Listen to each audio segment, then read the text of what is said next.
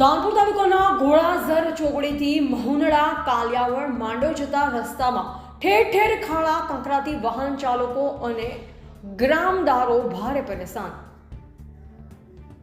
ધાનપુર તાલુકાના ઘોડાઝર ચોકડીથી મહુનડા માંડવ કાલિયાવડ જતા રસ્તા વર્ષો પહેલા નવો બનાવવામાં આવ્યો હતો। આ રસ્તામાં હલકી કક્ષાની મેટલ અને હલકી ગુણવત્તાનો ડામર કોન્ટ્રાક્ટરે વાપર્યો છે, જે કારણે ઠેર ઠેર કપચી મેટલના પથ્થર ઉખડી રોડ પર જોવા મળી રહ્યા છે।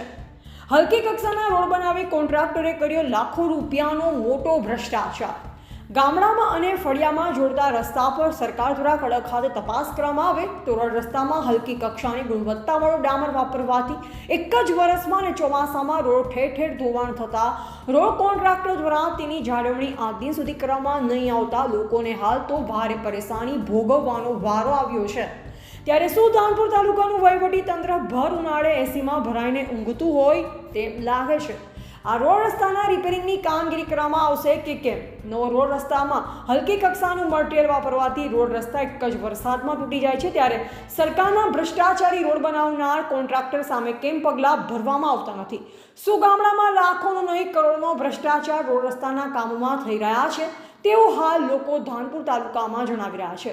20 દિવસ પહેલા દેવગઢ વારિયાના 2 ગ્રામ પંચાયતમાં અને ધાનપુર તાલુકામાં 1 ગ્રામ પંચાયત સીમામોઈ ગામે મનરેગા યોજનામાં 71 કરોડનો ભ્રષ્ટાચારનો પર્દાફાશ થતા દરેક કામોમાં કોન્ટ્રાક્ટરો દ્વારા ભ્રષ્ટાચાર કરાયો હોય તેવો મુદ્દો ધાનપુર તાલુકામાં ચર્ચાઈ રહ્યો છે।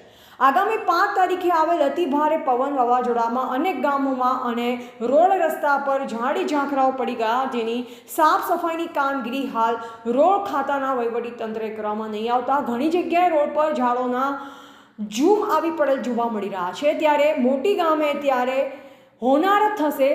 ઘણી જગ્યાએ વળાંગમાં ગાંડા ચાચા બાવળના ઝાડના ઝૂમથી વાહન ચાલકો ભારે પરેશાની ભોગવી રહ્યા છે। ક્યાં ગયું ધાનપુર તાલુકાના રોડ ખાતાનું વહીવટી તંત્ર? કેમ તાત્કાલિક યુદ્ધના ધોરણે કામગીરી કરવામાં નથી આવતી? શું વહીવટી તંત્ર કેમ નિષ્ફળ ગયું છે? રોડ રસ્તાની જાળવણી માટે હાલ રોડ પર ચાલતા વાહન ચાલકો મુસાફરો ભારે પરેશાની ભોગવી રહ્યા છે। તેનો જવાબદાર કોણ? રોડ ખાતાનો ટેક્સ ભરતી જનતાનો અહેવાલ આવતા અધિકારીઓ સફાળું વહીવટી તંત્ર જાગશે કે નહીં અને કામગીરી હાથ ધરવામાં આવશે કે નહીં તેનો અહેવાલ આવતીકાલે પ્રસિદ્ધ કરવામાં આવશે। રિપોર્ટર રમેશ દામા, દાહોદ જિલ્લા બ્યુરો ચીફ।